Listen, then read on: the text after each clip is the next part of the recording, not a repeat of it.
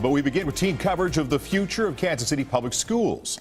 A new report calls for the state of Missouri to dismantle the Kansas City Public School District. We have live team coverage. We begin with Mitch Weber live in Jefferson City this afternoon. Mitch.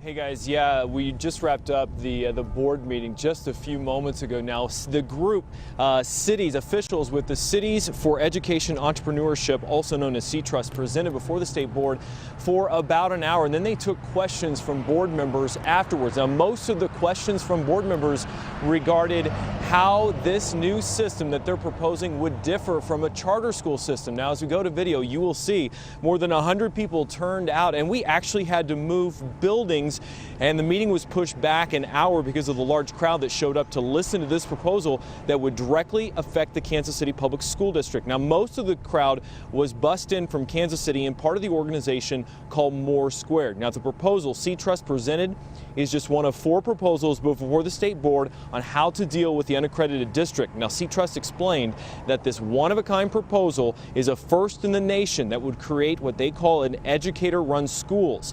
It would definitely break up the district-ran school system and put teachers and educators in those single schools in control of each individual school. Now, as we go to these graphics, you'll also see that this education-run school system, again, it would give school leaders the freedom to allocate resources. They could even pay successful teachers more and give them control over where the money goes.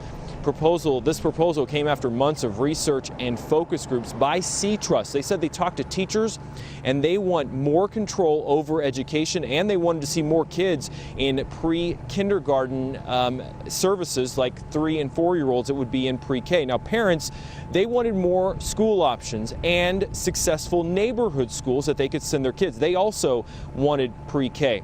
Cee-Trust plan specifically designed after looking at successful urban schools across the country as well. Now, they mentioned several times this is not a charter school system. They say it would still have a central system that would hold schools responsible.